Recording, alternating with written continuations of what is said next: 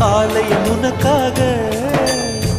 வானில் ஒரு புயல் மழை வந்தால் அழகே என்னை எங்கனம் காப்பாய். கண்ணே உன்னை என் கண்ணில் வைத்து இமைகள் எனும் கதவுகள் அடைப்பேன். சத்தியமாகுமா?